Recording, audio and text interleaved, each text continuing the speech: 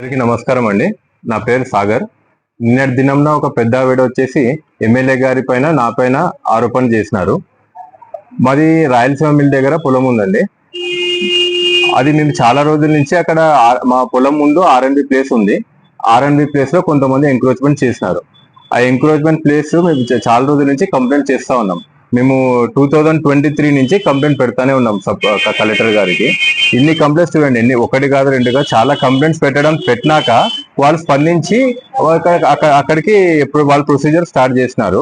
First వచ్చేసి ఇక్కడ వచ్చేసి మున్సిపాలిటీ వాళ్ళు నోటీసెస్ ఇచ్చినారు. వాళ్ళకి మున్సిపాలిటీ వాళ్ళు అక్కడ ఎంక్రోచ్మెంట్ ఉంది అని చెప్పి నోటీసెస్ ఇచ్చినారు. తర్వాత మళ్ళీ మున్సిపాలిటీ నుంచి మళ్ళీ రెవెన్యూ డిపార్ట్మెంట్ కి ట్రాన్స్ఫర్ చేసినారు ఈ ఫైల్. రెవెన్యూ డిపార్ట్మెంట్ సర్వే చేసి అక్కడ కన్ఫర్మ్ చేసి ఎంక్రోచ్మెంట్ చేసినారు, గవర్నమెంట్ జాగాని ఎంక్రోచ్మెంట్ చేసినారు అని కన్ఫర్మ్ అయినాక మళ్ళీ రెవెన్యూ డిపార్ట్మెంట్ వాళ్ళు నోటీసెస్ ఇచ్చినారు. అక్కడ ఉండే వాళ్ళు ఆ నోటీసెస్ తీసుకొని ఏం చేసినారు, అది మేము సొంత జాగా గవర్నమెంట్ జాగాలో ఉంటూ మేము సొంత జాగా అని చెప్పి హైకోర్టుకి సంప్రదించినారు.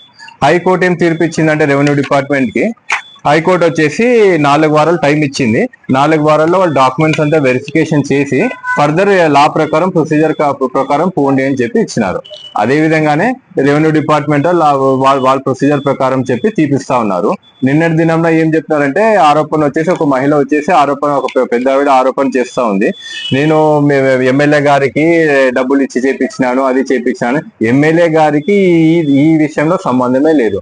ఎమ్మెల్యే గారికి అసలు ఈ విషయంలో కలసలేదు. పెట్టని ఎంతసేపు ఉన్నా ఆఫీస్ చుట్టూ తిరిగి ఆఫీస్ రూల్ ప్రకారమే చేసుకుంటున్నాం కానీ ఎమ్మెల్యే గారికి ఈ విషయంలో సంబంధం లేదు. నేను ఎవరికి ₹1 లేదు. ఏ అధికారికి కానీ, ఏ రాజకీయ నాయకులు కానీ, ఏ పార్టీ కానీ రూపాయి లేదు.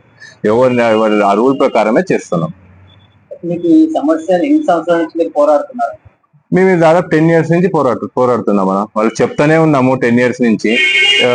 వీలు లేదు. మేము పేపర్ ప్రకారం అంటే 2023 నుంచి ఫస్ట్ కలెక్టర్ గారికి మేము రిప్రజెంటేషన్ ఇచ్చినాము.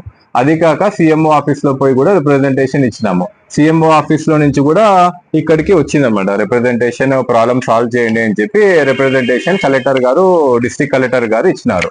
ఆ డిస్ట్రిక్ట్ కలెక్టర్ గారు ఆర్డర్స్ ప్రకారం మన రెవెన్యూ డిపార్ట్మెంట్ కానీ వాళ్ళ రూల్ ప్రకారం వాళ్ళు చేపిస్తున్నారు.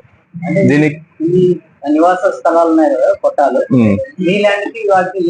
ఇది R&B ప్లేస్ లో ఉందండి. R&B ప్లేస్ అంటే మా పొలంకి వెళ్ళడానికి రూటే లేకుండా అడ్డుగా ఉన్నారనమాట. మా పొలము R&B ప్లేస్ ఒకే బౌండరీనే. R&B మా పొలం ముందు మొత్తం ఇట్లా ఆక్యుపై చేసుకున్నారు, ఎంక్రోచ్మెంట్ చేసుకున్నారు. ఆ ఎంక్రోచ్మెంట్ వల్ల మేము మా పొలంలోకి వెళ్ళలేకపోతున్నాం. పండించుకుంటూనే ఉన్నాము. ఇంకా అట్లనే తిప్పలు పడి చేసుకుంటున్నాం. అందుకోసమే మేము ఇట్లా దారి లేదు మాకి ఒక దావ చూపియండి అని చెప్పి మేము గవర్నమెంట్ కి R&Dకి రిప్రజెంటేషన్ ఇచ్చి కలెక్టర్ కు రిప్రజెంటేషన్ ఇచ్చి చాలా సంవత్సరాల నుంచి తిప్పలు పడుతున్నాం.